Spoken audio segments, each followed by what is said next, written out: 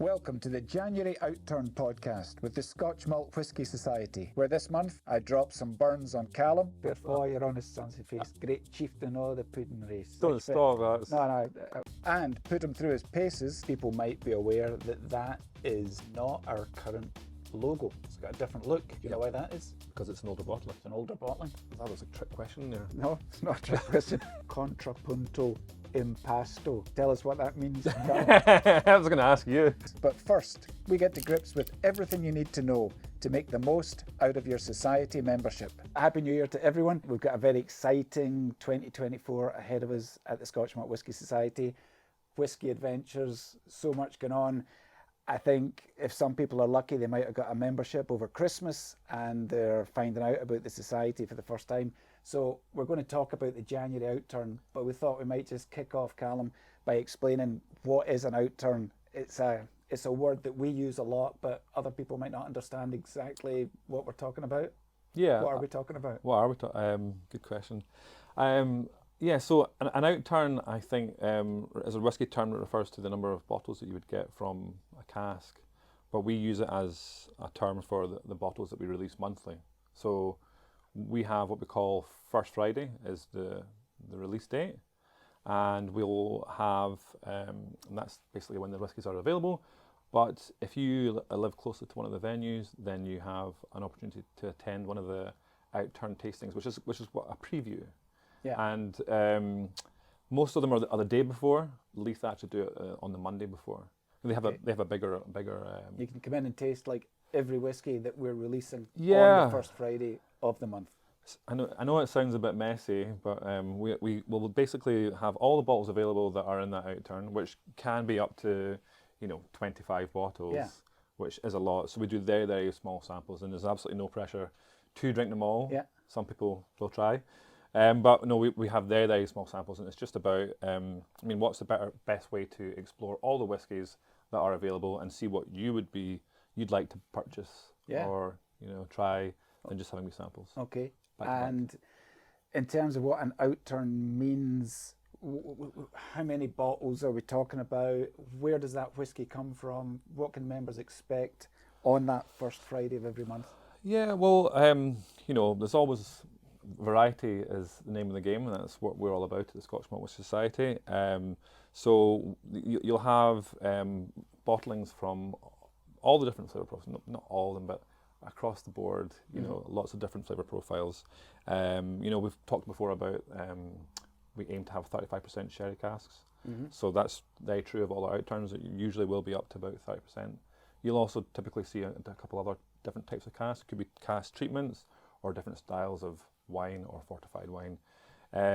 Not to forget, we also include other things like sometimes we have small batches or might have something from our heresy range. Yeah. And then, it could be a gin, could be another spirit, a bourbon, a rye, Armagnac, just depends what we got going on. But there's always a lot of variety in terms of whiskey and other spirits that are available. Okay, but you're talking about some things, again, some of our new members might not be that familiar with.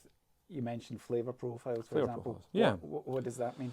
Well, essentially because, I always laugh because when I explain what we do to somebody who's new to it, I always think there's quite a lot of information and you don't want to go on too much, so you try and keep it... Give us the big picture. Exactly. All the bottles look the same, right? Green balls look the same. We've got good detail on all the bottles, which is great. Yeah.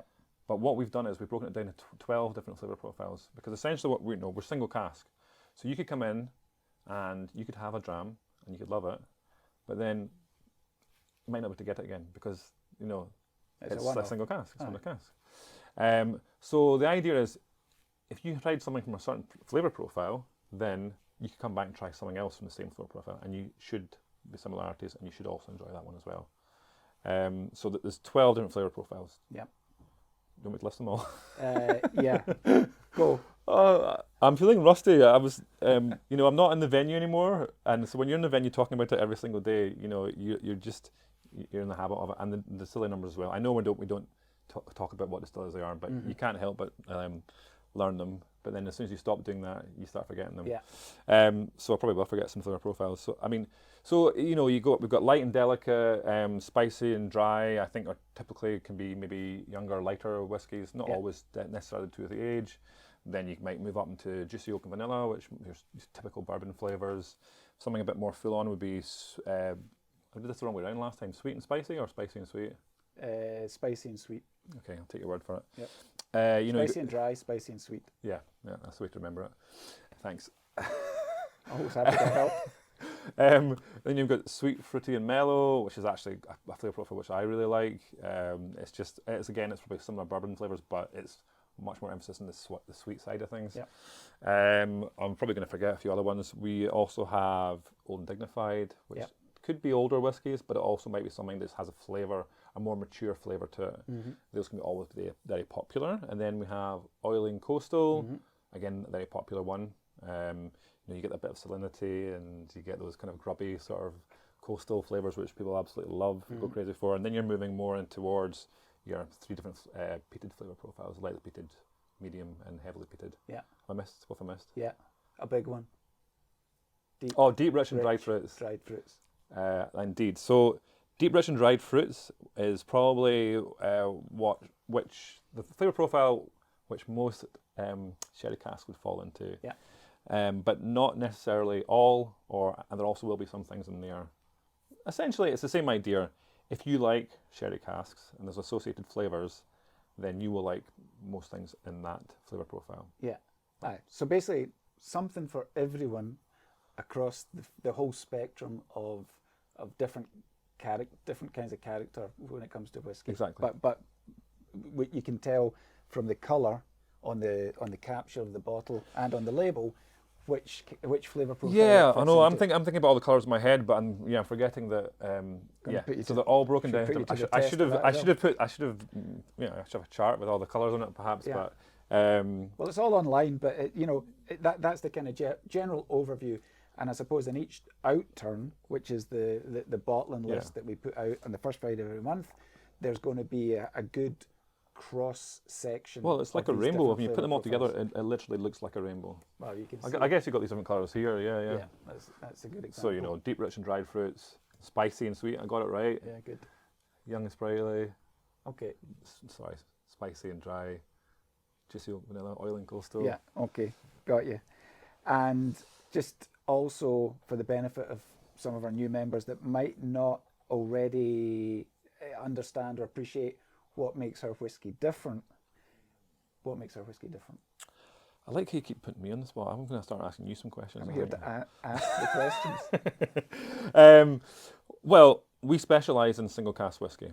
Not everything that we do is from single cask. In fact, some of our whiskies will be moved into a secondary cask for further maturation, which technically is officially not deemed as single cask. It's still the contents of one cask, but which is going into a different cask. Yeah. So it's the same liquid which is ending up in the bottle. Exactly. But officially, we don't call that single cask because it's liquid that's gone into two different casks. It's all a bit pernickety, and to me that is still single cask. We're just staying on the right side of. Exactly. We're just doing what we're told, and that's fine. But if you compare that to, I find when I talk about single cask, I compare it to single malts and blends. I'm not talking negatively about single malts or blends or anything like that. I love single malts. I don't drink blends very often, but I've got nothing against them. I like a wee Johnny Walker, no problem whatsoever, right? Steady, Cal. Steady. But when you compare single cask to single malt, you think about the age statements that come out, especially some of these bigger brands. There could be a high volume of casks that are going in because they're all about consistency. Mm-hmm. Whereas we're the complete opposite. We celebrate the individuality of that single cask. So for you to say that because it's moved into another cask, the same body of spirit is not single cask, it's so far removed from 100 casks being put into like an age statement. It's a massive difference. Yeah. And I'm not saying that because of that it's not good. I'm just saying it's very special, regardless of the fact it's more special because it's been selected into and then moved into a cask that we think can add something to it. Yeah. And also, there's no dilution. There's no chill filtration. Mm-hmm. So it's not interfered with or manipulated in any way. As pure as the driven snow. Whiskey in its purest form. Yeah. And it goes back to the founding of the Scotch Malt Whisky Society and Pip Hills, who founded it. That was his discovery at a time when whiskey from a single cask was really unknown. And he was fortunate enough to try it. And compared to the stuff that he was tasting in pubs at the time or from the supermarket, this was a whole different world. Yeah, and it's back to single malts again. This is in the 80s. Single malts weren't really a big thing until the 90s, when they started really taking off. So everyone was drinking blended whiskey back then, Yeah. So it was just so far ahead of the game. It's unbelievable. And I defy anyone to go from drinking a whiskey which is diluted down to 40%, as most bottles are that you'll pick up in the supermarket, and picking up a cask strength Society of whiskey. I mean, it's a different world. It is a different world. I mean, don't be wrong, there's a bit of an adjustment in terms of the ABV, right? But we're not just bottling it at that strength because we're trying to be wild. We're doing it because, again, it's going back to just being as natural as possible, but you just get the benefit of all this extra flavour. And if you add water before you bottle, you lose a bit of flavour. There's a reaction that happens. But if you do it in the glass, that reaction happens right in front of you. You get the benefit of that. Yeah. And you can judge how much to put in, and exactly. It is powerful stuff. So certainly, I usually add a drop of water, but I always add water. It's up to me. But I would always try it before I add water, and then just do a little bit of time, because it's a bit like baking. You can add it, but you can't take it away. And every whiskey is different. So there's some whiskies that can be really high in ABV, and you can try them and think, actually, that doesn't need that much water. Yeah. And then some you just keep on adding. Find a spot where you like. Yeah. Some whiskey needs a good glug, and others. People it's personal preference. Yeah. People ask me if it's okay to add ice. I've had this conversation with somebody in the venue, and I'm not supposed to say no. Although I don't personally think that you should add ice, because it chills the whiskey, and you're not able to benefit from all the flavours in it, just because it's reducing the temperature of it. But my workaround on that is that an ice cube won't fit in our glasses. Yeah. I know, it's quite tricky. So that's why I just say no, ice won't fit in that glass. Well, that's a whole different conversation. Why you should be drinking whiskey out of this kind of glass, which we call it a copita. It's more like a sherry glass, and why you should be drinking it feels like a different conversation. We could be talking forever, but we could. We'll come back to that one. But the other thing we should probably mention is this whole idea of names and tasting notes. What on earth is that all about? Yeah, so each individual cask we will put through the tasting panel before we bottle, just to basically to make sure that it's of the quality that we need it to be, and we're very strict about that. And then we like to get a bit creative when it comes to the naming of the bottle and also the flavour. So in each tasting panel, you'll have maybe 10 samples. You'll have 5 or 6 people in the room, and you will all do your own individual tasting notes. You're not conferring at this point. You're doing a rating and tasting notes, and you're encouraged to get creative, and then at the end of it, we'll have the chairperson will gather all the notes. He'll put the scores together, and then apologies, correct. And then you're going to get me in trouble. I'm keeping you on. If you hadn't highlighted that, nobody would have noticed. I'm keeping you right. Yeah, thank you. And then they will select. They'll go through all the tasting notes, and they'll pull out things that they like, and that's how they come up with the name for the different bottles. And sometimes the names might describe something, a characteristic of the whiskey. But I think I don't think there's any set rule as it was, but you do see that quite often there'll be sort of references to cultural pop culture, movies or music, things like that, and they'll maybe change things around a little bit. But often it can be, a lot of the time it's to do with the tasting of it.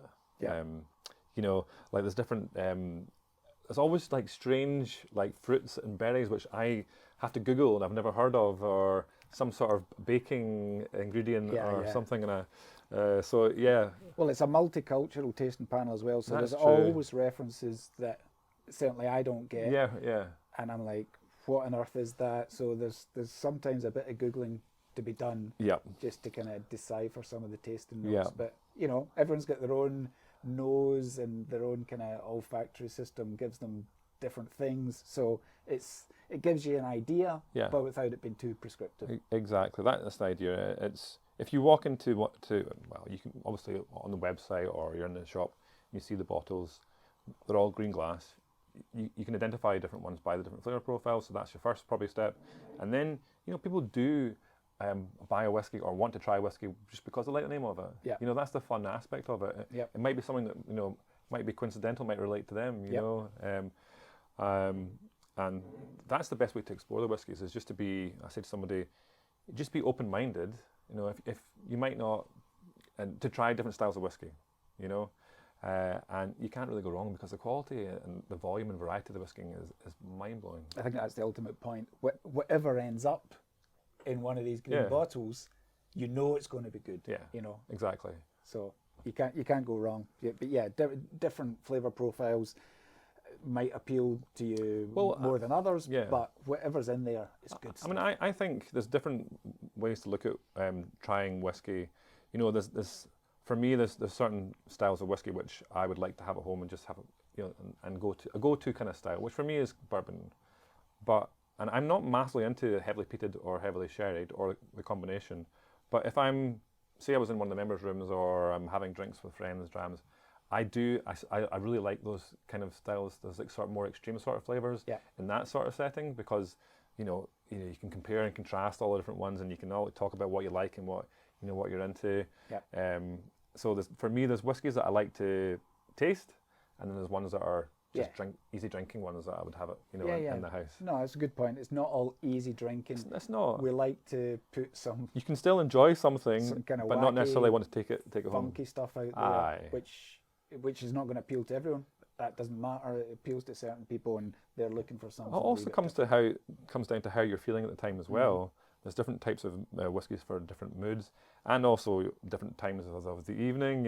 If you're going to a whiskey tasting, naturally there's a kind of, the natural formula would be you start off with something like nice and light per bourbon, and you kind of move into more full-bodied, and then you might a little bit of sherry or different cask types, and then you typically ending up having peat, because as you know, peat can, if you have that beginning night, it can kind of linger and mask other whiskies you might have afterwards, which would be lighter. So that's the kind of way to do it. But also just depends how you're feeling, what you fancy. Right. Different strokes for different folks. You mentioned members' rooms already, Callum, and again, for new members who might not have the chance to visit one of our members' rooms or understand what the members' room is all about, tell us a wee bit about that.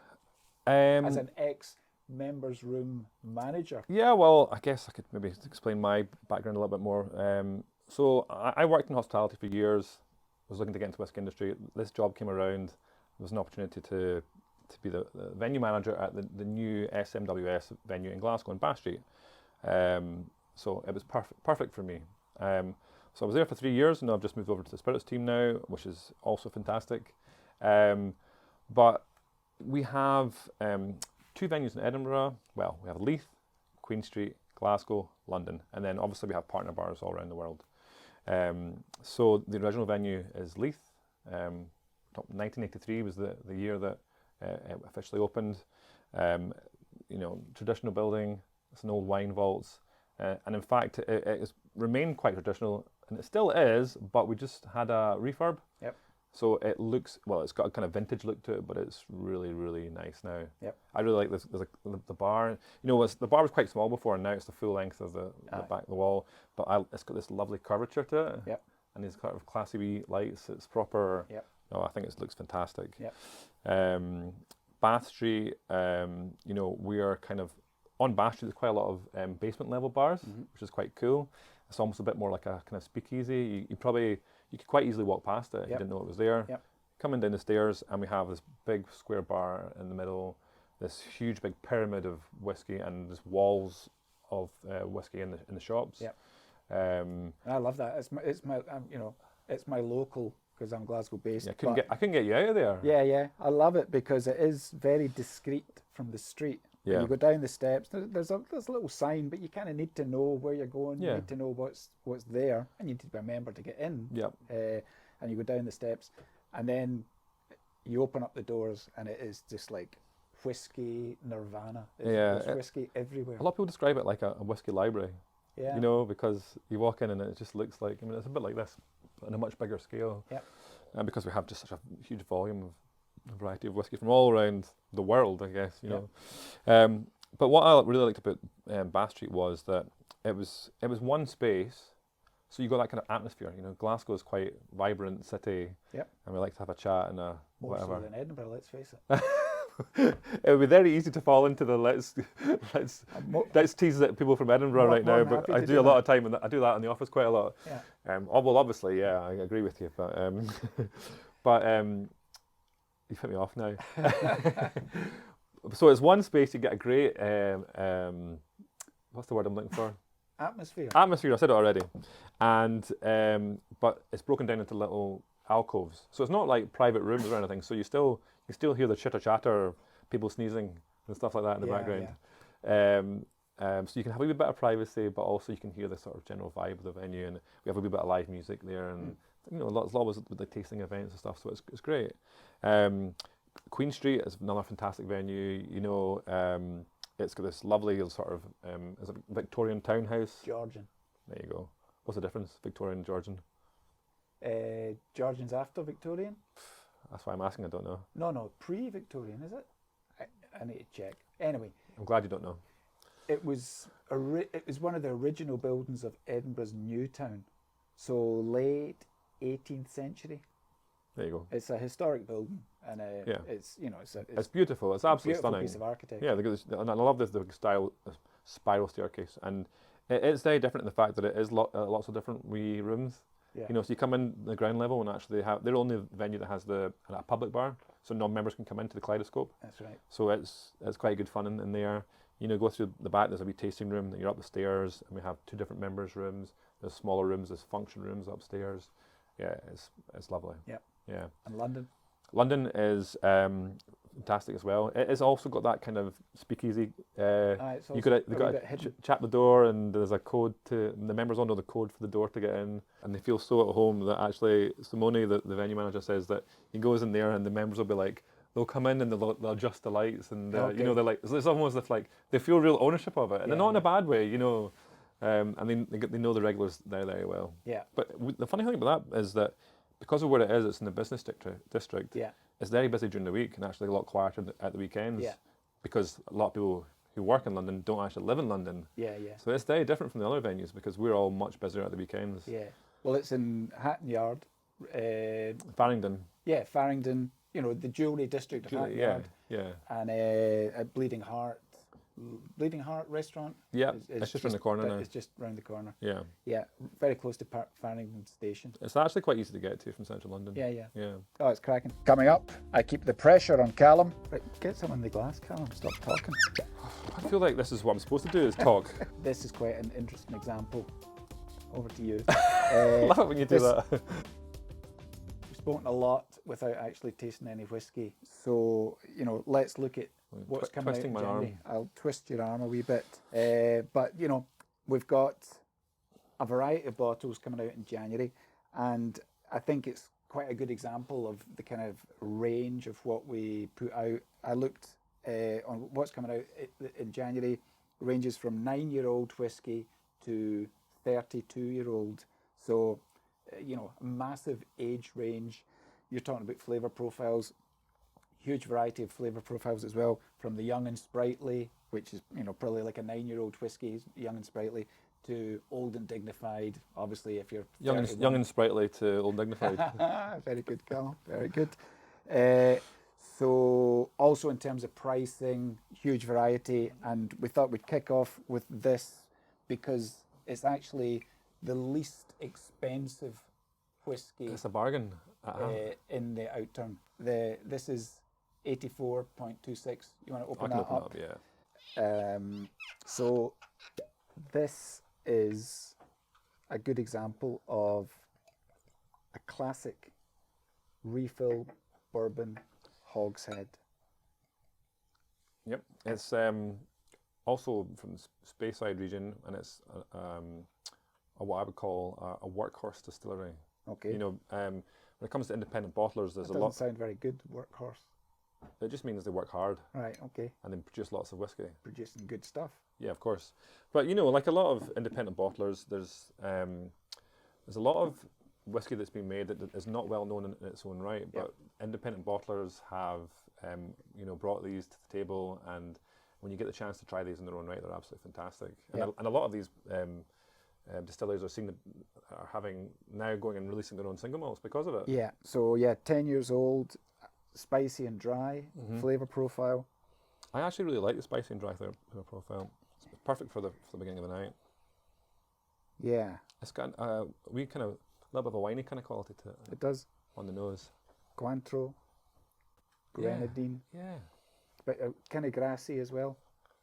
I'm getting a weird kind of sweet, but sort of peanutty kind of. Lemon curd. Yeah.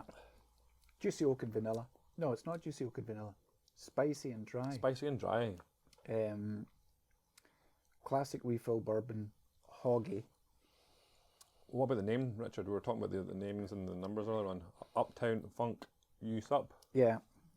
Do you know what that's a reference to? Uptown Funk You Up. Uptown Funk You Sup. Do you know that song? Yeah. Oh, you do? Do you know it? Yeah. Bruno Mars. Oh, I wasn't sure if you were going to know who that was. Implying that Because you're of a certain age. With pop culture. Well, you didn't know what Short Circuit was, so I thought maybe you just ignorant. No, that's true. But it references funk, and there is a wee kind of funky note, wee kind of farmyard. Yeah, well, that's what I was getting sort of. Yeah, I was getting sort of a strange nose on it. Yeah. I say strange, but when you talk about funk, I probably mentioned this before, but the way you talk about whiskey doesn't always sound that desirable, but it's actually, people really like that kind of gritty, edgy kind of style. Yeah. It gives so it a bit of character. Exactly, yeah. Yeah, and that is like... We've not even added any water to it, and it's still... I find it very drinkable, actually, without water. 57%. That's the kind of the easy supper. Yeah. You called it a sup. Yeah, maybe that's why it's called sup, because it's an easy supper. Because you can sup it quite easily. People might be aware that is not our current logo. It's got a different look. Do you know why that is? Because it's an older bottling. It's an older bottling. I thought that was a trick question there. No, it's not a trick question. It's from 2018, I believe, and it's been lingering in the warehouse for some reason. Well, when we release such a high volume of whiskey, sometimes things get missed out, and you look back in the archives and you think, look at this wee gem, what a shame that is that people didn't get to discover this one. Yeah. So, well, for some reason it wasn't discovered, so it's been brought out from wherever it was lurking, but it's been brought out... Sounds quite sinister. Well, it's been brought out at the same price that it was previously available in 2018. And for January, perfect timing. Yeah, £49 for the UK market. So, very good price. So, a nice kind of entry-level classic bourbon hoggy. Yeah, can't go wrong. Can't go wrong. Still to come, diving into the world of sherry cask maturation. It's a whole new world. That's another song reference. I think it's Aladdin, is it not? That's what it is. Oh, you can tell I've got small children at home. This is in the sweet, fruity and mellow category. And is it sweet, fruity and mellow? I think it is. We're not going to crack open all of these, but we've got a couple of other examples of that style of whiskey, I suppose, from ex-bourbon hogsheads or barrels. What you got? One? So this one's quite good. I can actually talk about the flavour profiles, and I've got them in my hand. So this is sweet, fruity and mellow, which is, as I mentioned, it's a flavour profile which I really like. It's also a distillery which I very much like, and it is local to Glasgow, famous for triple distillation. Okay. But I've had personally purchased a few of similar bottles from this distillery, just because it's got that lovely sweetness. That I've got a real sweet tooth, but I think they're fantastic. Yeah, can't go wrong. And I've got 73.153 Contrapuntal Impasto, right? Juicy oak and vanilla, 10 years old, first fill bourbon barrel from Speyside. Tell us what that means. I was going to ask you. Well, we did have a conversation about this. We did cheat a little bit. I think we're talking about Googling things we're not really sure what they mean. Contrapunto was a musical term for two people sing at the same time, or music over this at the same I think time? it's two different melodies. We're not really sure, but we need a music expert to tell us exactly what that means. Yeah. And impasto was a kind of similar term, but it was more to do with art, and there was the layering of thick paint over each other. So it was. So it's about adding layers. Yeah. So I'd imagine it would be quite a complex dram. This is also from Speyside as well. Yeah. But it's a cool name. Yeah. Cool bottle, yeah, definitely. £64.20. So I don't know if I actually mentioned the number and the name of this first whiskey here. oh, go ahead. So we can, So this is 5.112, Sweet Serenity and Teasing Musk. You're just a little bit of musk that you're just teasing you with it. Right. Okay. Very good. Not too much. All right.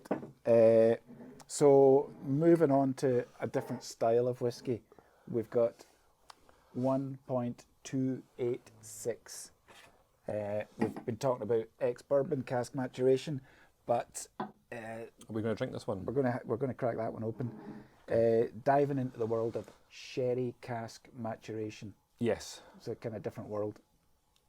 It's a whole new world. Well, so actually, It's another song reference. I think it's Aladdin, is it not? That's what it is. Oh, you can tell I've got small children at home. Yeah. I don't know if I put that in my pocket. Save it for later. Oh, just tidying up, I don't want to make a mess. Quite right. Yeah, so this is distillery number 1, which I always think is very interesting because this is the first distillery that we ever bought from, and that's a whole other rabbit hole we could go down another day, I suppose.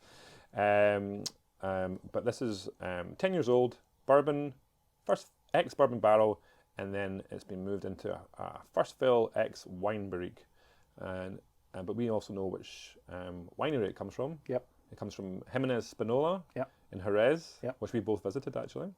I was just there in the summer, and interesting enough because I don't know if you've maybe got some more notes on this one, but it says here ex-wine barrique. Mm-hmm. Now, they produce sherry, but they also produce lots of different styles of wine as well. All from the same grape. All from Pedro Jimenez, which is quite unusual for Jerez because usually Pedro Jimenez is grown in Montenegro and then brought in. Is that correct? You've put me Not to the sure, test. sorry. No idea. I might have just made that up, but it's quite unusual that it's 100% Pedro Jimenez there. And actually, when we were there, we had just missed the harvest. Yeah. So with the sweet wines, Pedro Jimenez is the sweet style of sherry, very different from other styles of sherry which start off very dry. Like your Finos, your Monteados, and your Olorosos, they all come from I forgot the name of the grape. Palomino. Palomino is the name. I almost said Palo Cortado as well. Palomino grape, yeah. But Pedro Jimenez is the only sweet style of sherry, really. And what they do is it's a late harvest, and they also lay the grapes on the ground to dry out for that extra sweetness. But when we were there, they actually produce table wines as well. And I mean, they had so many different styles of wine. It was insane. You start off with a dry white wine, and then you move all the way to like sort of red wine. You had rosé, and then you had their fortified wines, Pedro Jimenez, just proper like the sherry style whiskies, wines that we associate with Pedro Jimenez. But it's just quite different from what they do. Yeah, very different. Lovely. Right, get some in the glass, Callum. Stop talking. I don't know why. I feel like this is what I'm supposed to do: is talk. Talk and drink. It is. Richard's got a bus to catch. Sorry, guys. It's an interesting one because it is a sherry maturation, but it's as you say, it's an ex-bodega cask. Oh, that's right. Yeah. So when we talk about a bodega cask, we're talking about an authentic, old. You see these huge big casks that are part of the Slayer system, and they're black. They've been there for a long, long time. Yep. And they've had, you can think about all the different sherry that's passed through them.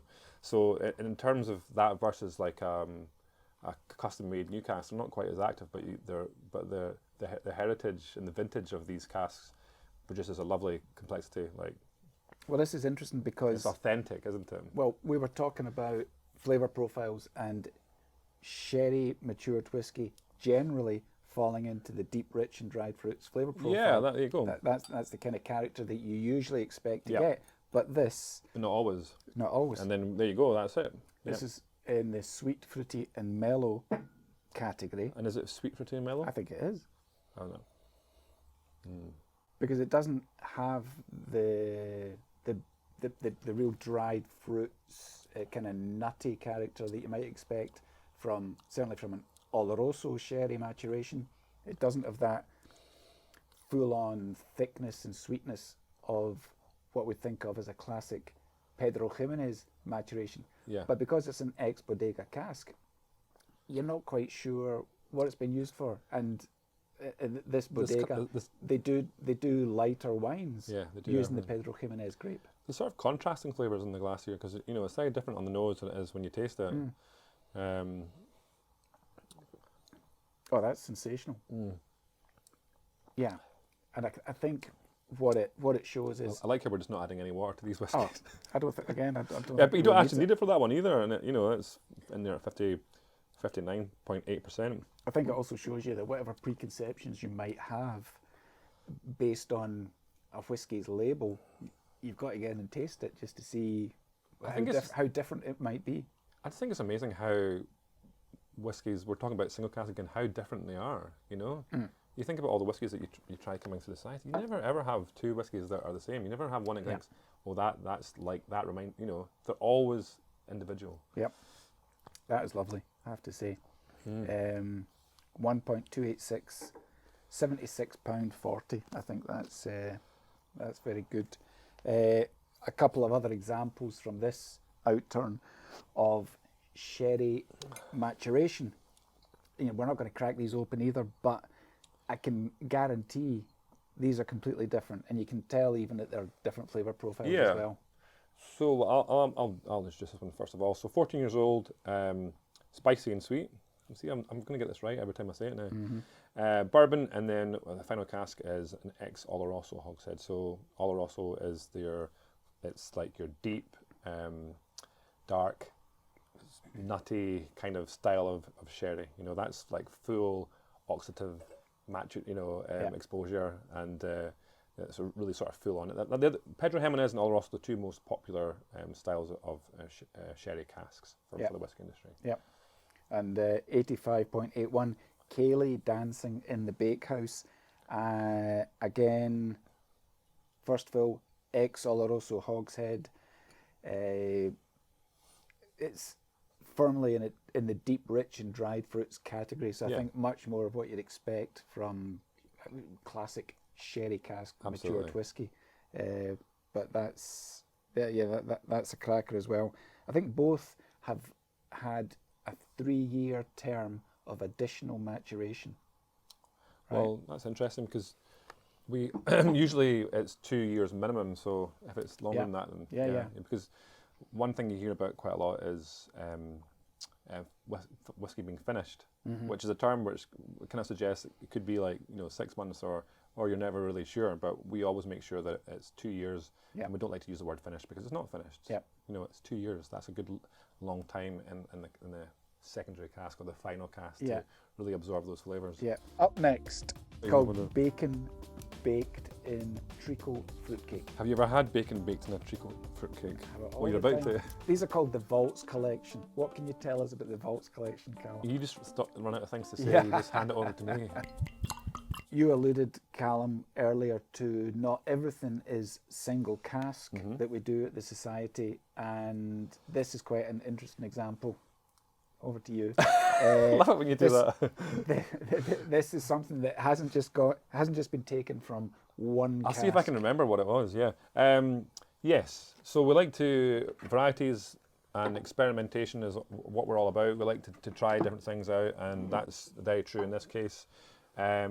So this was 2 casks. One was American oak, one was Spanish oak, both bourbon, is that right? Well, it started off as 2 bourbon hogsheads. Yeah. Right. Oh, sorry. Right, I get. And then it was put into 2 other casks. Yeah, 2 other casks. One was I'm checking my notes here. Good. First fill American oak PX hogshead. Yeah. Right. And the other was a refill Spanish oak Oloroso hogshead. Yeah. Right. So the 2 casks of the same whiskey. Yeah. Were put into 2 different styles of sherry cask. Very different styles of whiskey, And then they were married again.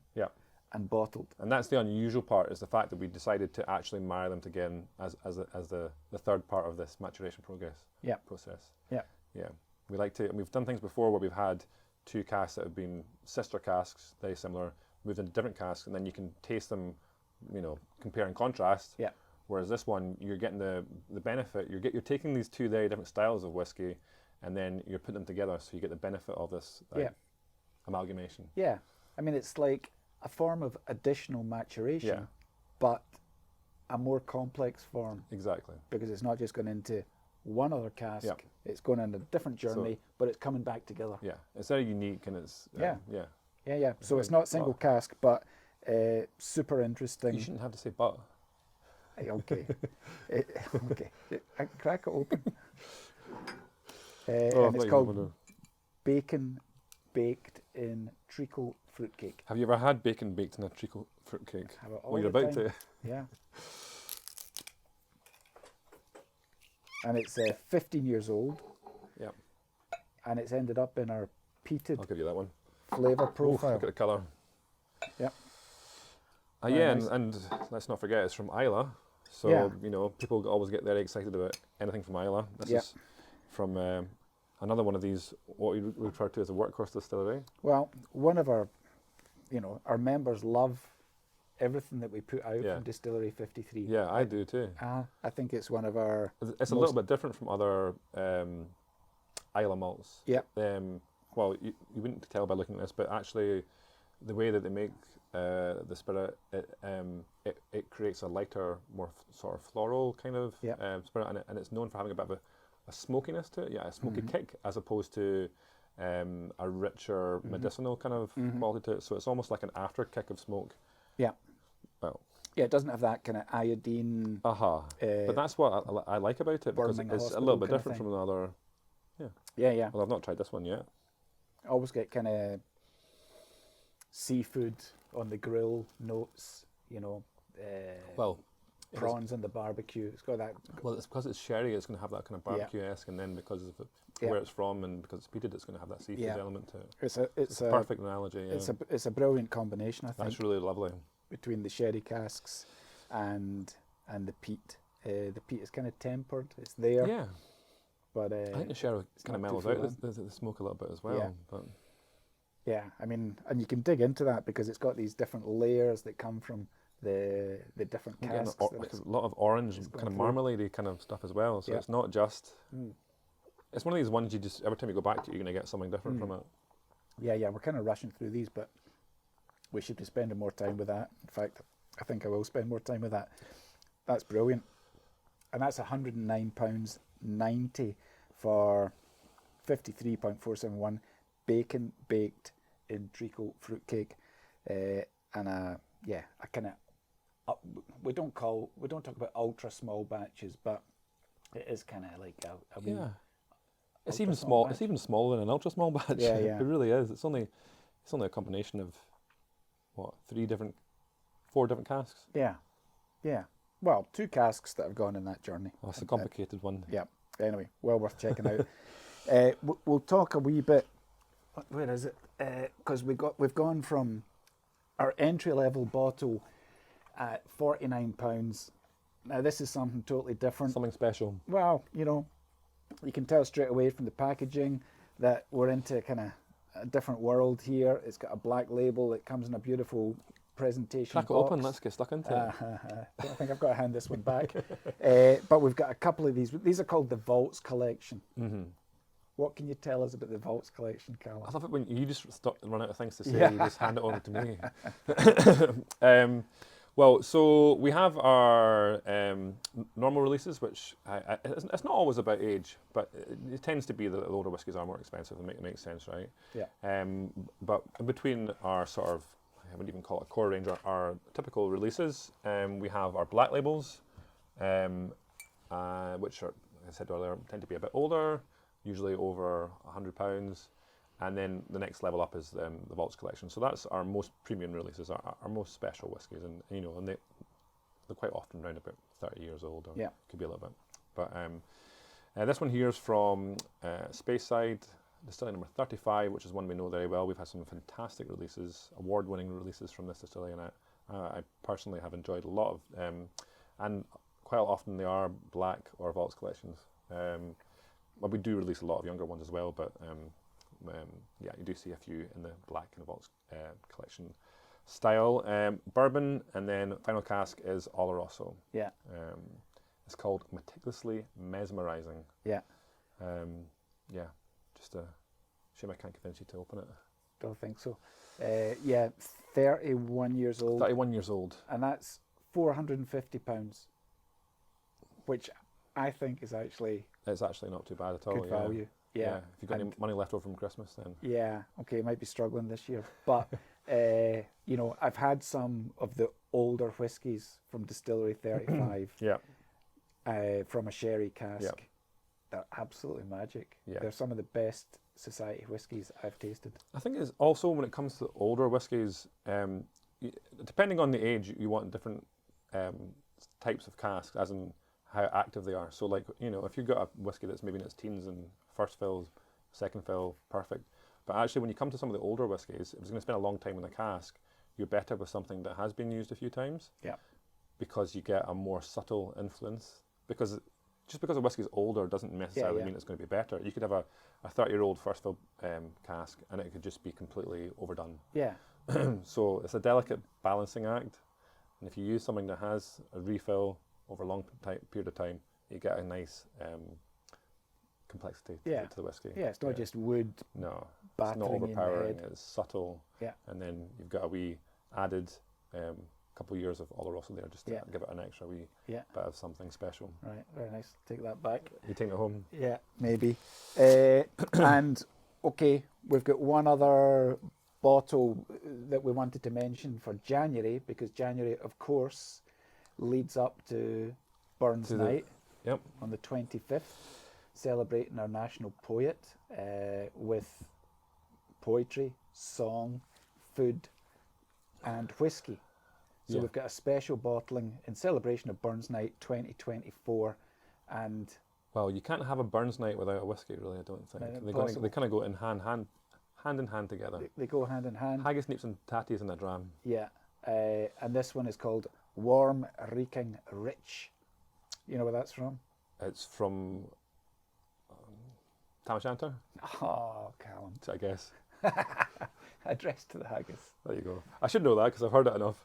Fair for your honest sons of face, great chieftain o' the pudding race. Aboon them you take your place, page stripe of thorn.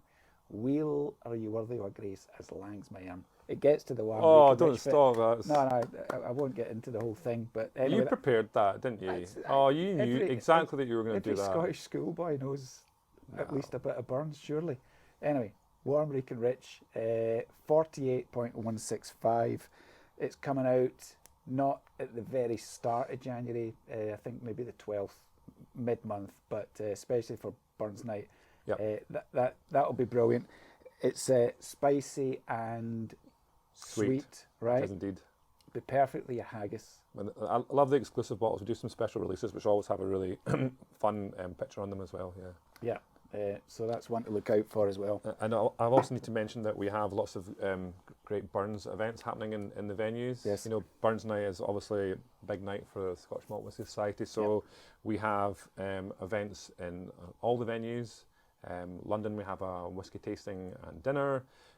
Leith, you know, they like to have a long-standing Burns Night. It's been running there for a long time, and they have I'll forget his name here.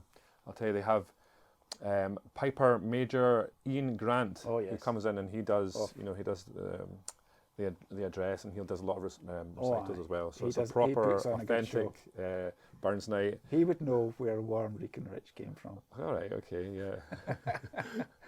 yeah. Yeah, sorry.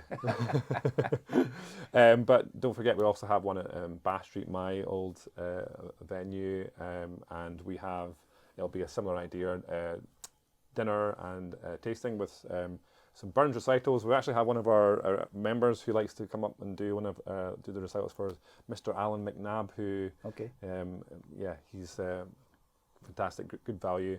And then we have some traditional folk music afterwards as well. Brilliant. I keep saying we because I still feel like I'm there, but We as a Scotch Malt Got to let it go, got to Callum. let it go, man. Someone else is in charge. I know.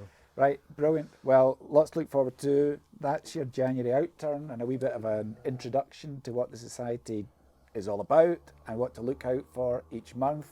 As you can see, we've just kind of scratched the surface of the range and the complexity of the whiskies that we release. But yeah, just get stuck in. What can you say? I mean, we'll come along to one of the Outturn tastings in the venues. The best way to explore the Outturns. Or yeah. All right. Cheers, Callum. All right. Cheers, Richard. Cheers.